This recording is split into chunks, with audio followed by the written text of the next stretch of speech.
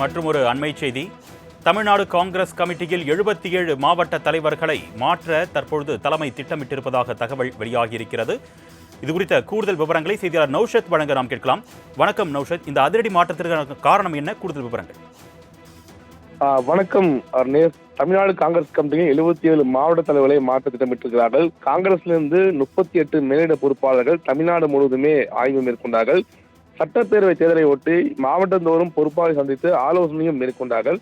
இது சிறப்பாக பணியாற்றக்கூடியவர்களுக்கு வாய்ப்புகளை வழங்கும், தமிழகம் முழுவதும் கட்சியை வலுப்படுத்தவும் திட்டமிட்டுள்ளதாக தகவல் இருக்கிறது. ஏற்கனவே குறிப்பாக தமிழ்நாடு காங்கிரஸ் கமிட்டி தலைவராக செல்வப்பிரதிநிதி பொறுப்பேற்ற பிறகு தமிழ்நாடு முழுவதுமே குறிப்பாக காமராஜர் ஆட்சி இருந்த தமிழ்நாடு காங்கிரஸ் அந்த அளவுக்கு வலுவாக இருந்தது. அதற்கு பிறகு கூட்டணி கட்சியோடவே செல்லக்கூடிய சூழல் இருக்கிறது. அந்த அடிப்படையில் தமிழ்நாடு முழுவதும் காங்கிரஸை வலுப்படுத்த வேண்டும், ஆர்வமாக பணியாற்றுவதற்கு வாய்ப்புகளை வழங்க வேண்டும் என ஏற்கனவே செல்வப்பிரதிநிதி தெரிவித்தார். அந்த அடிப்படையில் இந்த மேட பொறுப்பாளர்கள் தொடர்ந்து ஆய்வு மேற்கொண்டு சிறப்பாக பணியாற்றக்கூடியவர்களுக்கு வாய்ப்புகளை வழங்க திட்டமிட்டுவதாக தகவல் இருக்கிறது.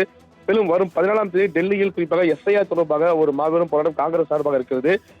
அதை பங்கேற்க தமிழகத்தில் செல்வப்பிரதிநிதி உள்ளிட்ட மிக முக்கிய நிர்வாகிகள் டெல்லி செல்ல இருப்பதாகவும் அப்போது இது தொடர்பாக ஆலோசனை மேற்கொண்டு முடிவுகளை எடுப்பார்கள் தகவல் இருக்கிறது. அது மட்டும் இல்லாமல் ஏற்கனவே மிக முக்கியமாக விஜயை சந்திப்பதற்கு காங்கிரசுடைய பகுப்பாய்வு குழுவின் தலைவராக பிரவீன் சக்கரவர்த்தி விஜயை சந்தித்திருந்தார்.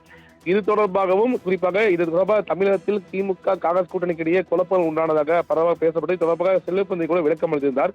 இது தொடர்பாகவும் குறிப்பாக அந்த கூட்டத்தை ஆலோசிக்க இருப்பதாகவும் தெளிவாக இருக்குது. அந்த அடிப்படையில் பார்க்கும்பொழுது குறிப்பாக 14ஆம் தேதிக்கு பிறகு காங்கிரசின் தலைவர் மாற்றம் இருக்கும். அதற்கு பிறகு தேர்தலுக்காக யாரெல்லாம் பணியாற்றும் என்பதில் உள்ளிட்ட விவரங்கள் வெளியாகும் எதிர்பார்க்கப்படுகிறது.